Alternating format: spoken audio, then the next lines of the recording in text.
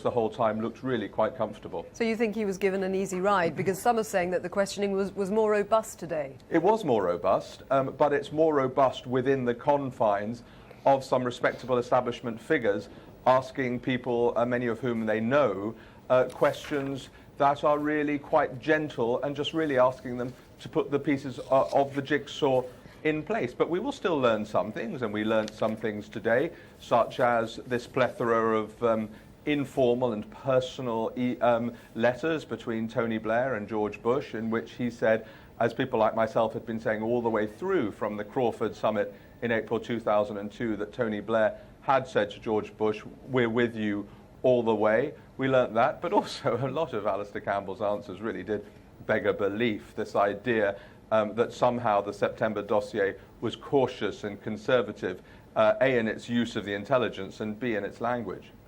It's interesting that in Holland today there's been an inquiry which actually has found the war was illegal. It's not had much coverage alongside the Chilcot inquiry, but that's something interesting to look at as well, isn't it? It is, and the whole question of the Attorney General, that the UK Attorney General's legal advice on the eve of war was extremely contentious.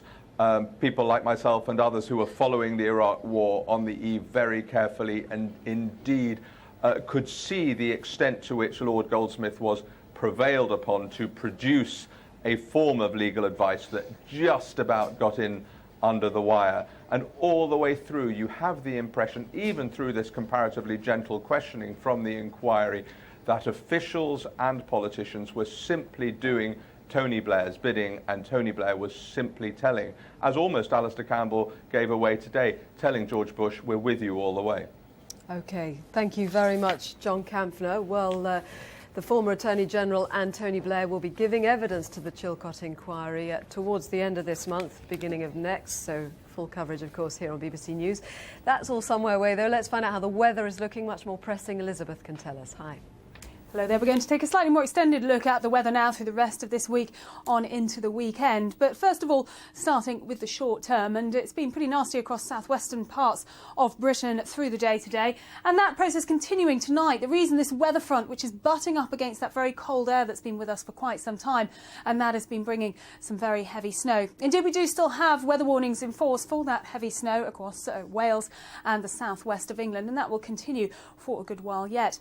But the area of snow will start to move a little bit further northwards and eastwards through tonight, up towards the Midlands, southeast England. So we're expecting a covering of snow here, but generally it'll be lighter and patchier than we've seen further west. Temperatures overnight dipping down to freezing, so ice will be a problem.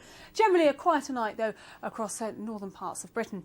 Now, as we go through Wednesday, we've still got our weather front. It's a fairly slow-moving affair, but it will start to edge a little bit further northwards and eastwards as we go through the day. One thing you'll notice is that the winds will start to ease down a little bit, so they'll become less of a problem, should be less drifting. There's the area of snow, as you can see, becoming increasingly light and patchy in time as it moves its way gradually up towards northern England, starting to push into parts of Scotland as well. Bit of a dull and grey day there for parts of Northern Ireland, but hopefully not too much in the way of snow. So by the afternoon, it'll all have cleared through the southwest of England, even though it could brighten up a bit here, temperatures up to 7 degrees or so, but staying very cold across southern and eastern parts, and there will be some snow around, clearing to the north of London, I think, but there will be some patchy outbreaks of snow across East Anglia, through the Midlands and up towards northern England as well. So we could see a couple of centimetres on the ground here, maybe an inch or two in places.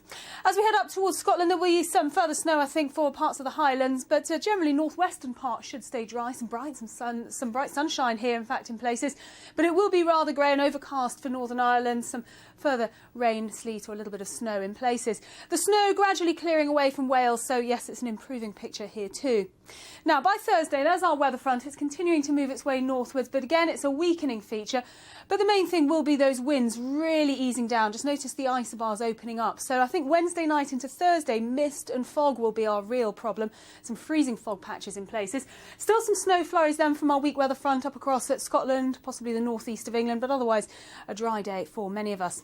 By Friday, well, the isobar's tightening once again, so the wind speeds increasing, particularly across these more northern and western parts of the UK, as an Atlantic weather system starts to push its way towards us. So this will continue to bring some slightly milder air, particularly across some western parts.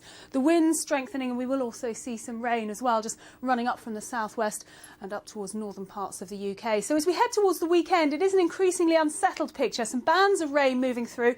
Could be a little bit of snow mixed in there from time to time, but generally those temperatures picking up a little bit. Keep up to date, of course, by going online.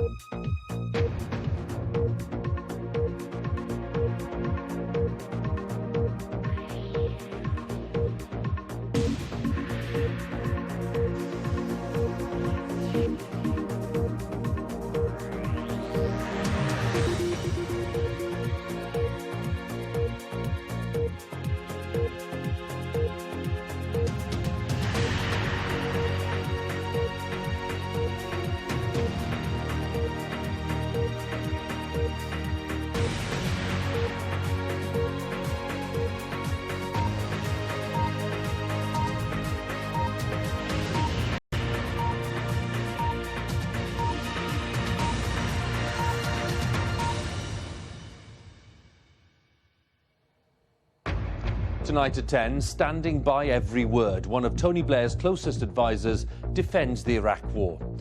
Alistair Campbell spends 5 hours answering questions from members of the Iraq inquiry. He reveals that Tony Blair wrote to George Bush in the year before the war, signalling British support. If that can't be done diplomatically, and it has to be done militarily, Britain will be there. That would definitely be the tenor of his communication. Critics now want those Blair letters published in full. Also tonight, banned under anti-terror laws, the militant Islamist group which wanted to march through Wootton Bassett. What we have mainly been doing is inviting people to Islam, calling for the Sharia to be implemented and exposing the British government. If that amounts to terrorism, then, you know, I'm the biggest terrorist around. Bankers' bonuses, they could reach £50 billion globally. Bosses admit they can seem excessive. And it's snowing heavily again tonight. Wales and the southwest of England are bearing the brunt. Coming up later in the hour in sport, Campbell is making a comeback. The 35-year-old has played for the Arsenal reserves tonight in the hope of making a permanent move back to the club he left 4 years ago.